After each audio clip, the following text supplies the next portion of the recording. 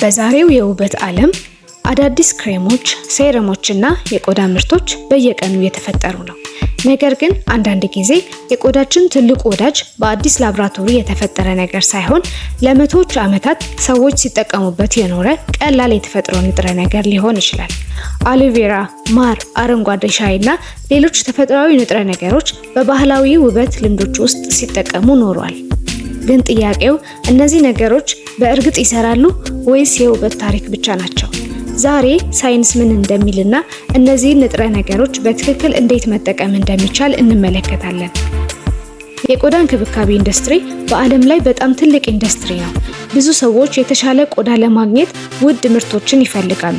ነገር ግን የአንድ ምርት ዋጋ ብቻ ጥራቱን አይወስንም። በእውነቱ ዋናው ነገር የያዘው ንጥረ ነገር እና በቆዳ ላይ የሚያደርገው ተጽዕኖ ነው። በዚህ ቪዲዮ ውስጥ 7 ተፈጥሯዊ ንጥረ ነገሮችን እንመለከታለን። እያንዳንዱን ከየት እንደመጣ፣ ለምን ጠቃሚ ሊሆን እንደሚችልና ሳይንስ ምን እንደሚልና ሲጠቀሙ በምን ጥንቃቄ መጠቀም እንዳለብን እንነጋገራለን። አንደኛ፣ አሎቬራ የቆዳ ማረጋጊያ ጥንታዊ ተክል ነው። አሎቬራ በዓለም ውስጥ በጣም ከሚታወቁ የተፈጥሮ የቆዳ ንጥረ ነገሮች አንዱ ነው። በጥንታዊ ስልጣኔዎች የአሎቬራ ጄል ቆዳን ለማቀዝቀዝና ለማረጋጋት ይጠቀሙበት ነበር። በተለይም ከፀሐይ በኋላ ለሚሰማ ሙቀትና ወይም ደግሞ ለተቆጣ ቆዳ ተፈጥሯዊ መፍትሄ ተደርጎ ይታይ ነበር። አሎቬራ ፖሊሳክራይድ የሚባል ረጅም የስኳር ሰንሰለት ያለው ንጥረ ነገሮችን ይዟል። እነዚህ ንጥረ ነገሮች ቆዳ ውሃ እንዲይዝ ሊረዱ ይችላሉ። ቆዳችን ጤናማ ለመሆን ደግሞ በቂ እርጥበት ያስፈልገዋል።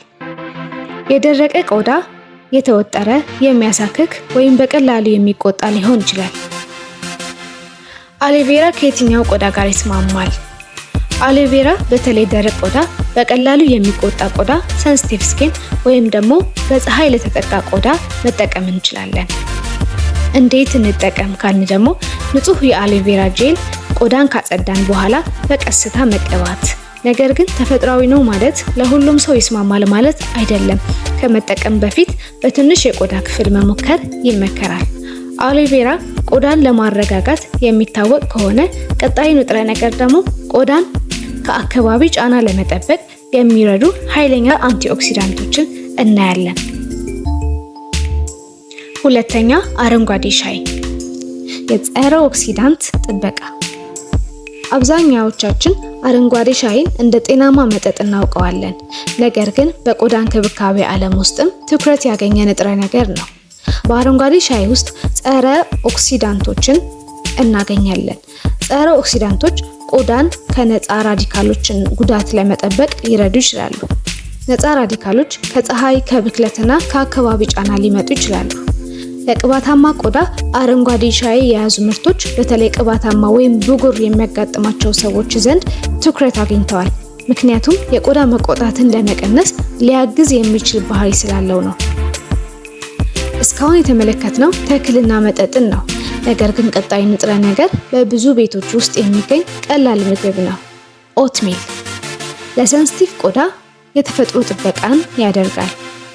ኦትሚል ብዙ ሰዎች እንደ ጤናማ ምግብ ያውቁታል። ነገር ግን በቆዳ እንክብካቤ ዓለም ውስጥም በጣም የተከበረ ንጥረ ነገር ነው።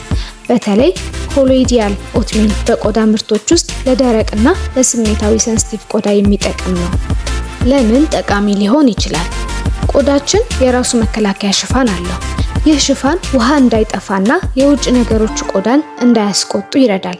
ነገር ግን በጣም ጠንካራ ሳሙናዎች፣ የአየር ሁኔታዎች ለውጥና ወይም የተሳሳተ የቆዳ እንክብካቤ ይህንን መከላከያ ሊያዳክሙት ይችላሉ። ኦትሚል በውስጡ ቤታ ግሉካን የሚባል ንጥረ ነገር ይዟል። ይህ ንጥረ ነገር ቆዳ እርጥበት እንዲይዝና የቆዳ መከላከያ ሽፋን እንዲደገፍ ሊረዳ ይችላል።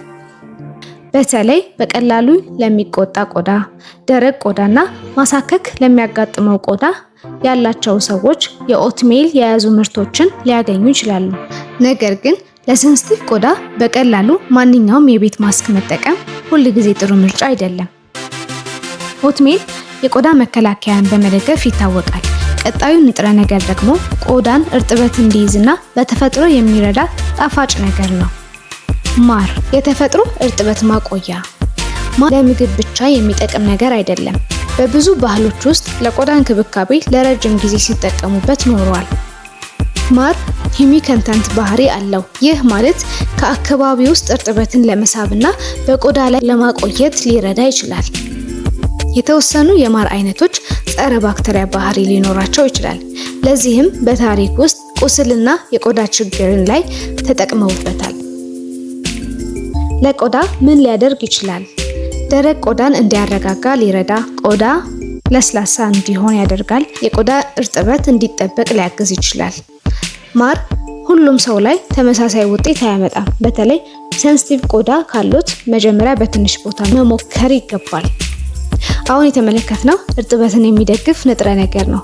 ቀጣዩ ደግሞ በብዙ ባህሎች የተወደደ የተፈጥሮ የመዓዛና የማረጋጋት ንጥረ ነገር አለው። የጽጌረዳ ውሃ። የማረጋጋትና የውበት ሚስጥር። የጽጌረዳ ውሃ በብዙ ባህሎች ለውበትና ለቆዳ እንክብካቤ ሲጠቅም የኖረ ነው። የተለየ መዓዛ ብቻ ሳይሆን በቆዳ ላይ የማረጋጋት ስሜት ሊሰጥ ይችላል።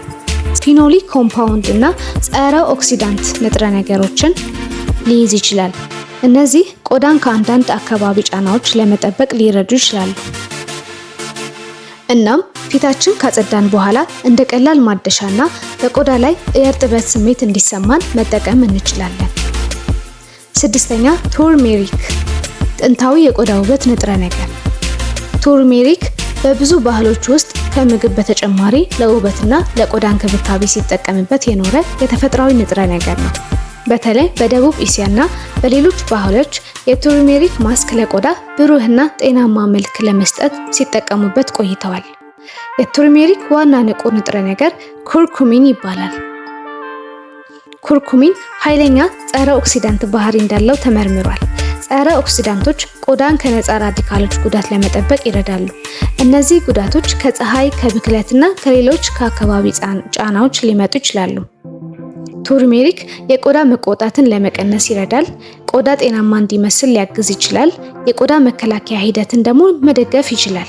ነገር ግን ይህን ያስታውሱ፣ ብዙ ሰዎች ተፈጥሯዊ ነው ብለው ሁሉም ሰው ላይ ደህና እንደሆነ ያስባሉ። ነገር ግን ቱርሜሪክ ለአንዳንድ ሰዎች ቆዳን ሊያስቆጣ ይችላል። በተለይ በጣም ሴንሲቲቭ ቆዳ ላላቸውና የአለርጂ ችግር ላለበት ቆዳ።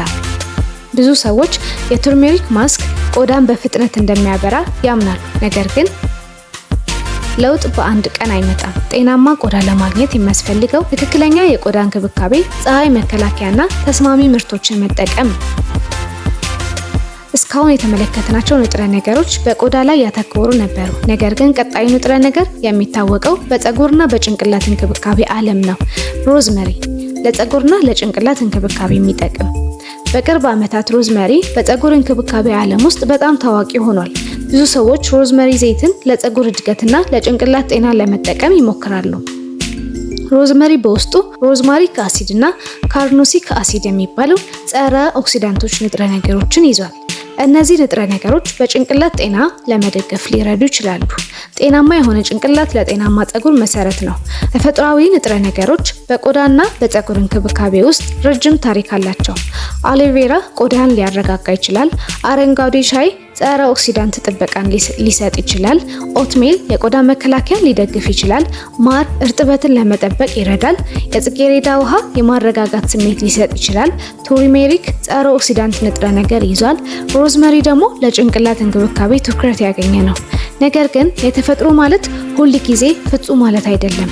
የራስዎን የቆዳ አይነት መረዳት፣ በትክክል መጠቀም እና በቂ ጥንቃቄ ማድረግ ዋናው ነገር ነው። ከነዚህ 7 የተፈጥሮ ንጥረ ነገሮች ውስጥ የትኛውን ሞክረዋል ወይም ደግሞ ውጤት አግኝተውበታል? አስተያየታችሁ በኮሜንት ያካፍሉን። ይህ ቪዲዮ ከተመቻችሁ ደግሞ ሳብስክራይብ እና ላይክ በማድረግ ቤተሰብ ይሁኑ።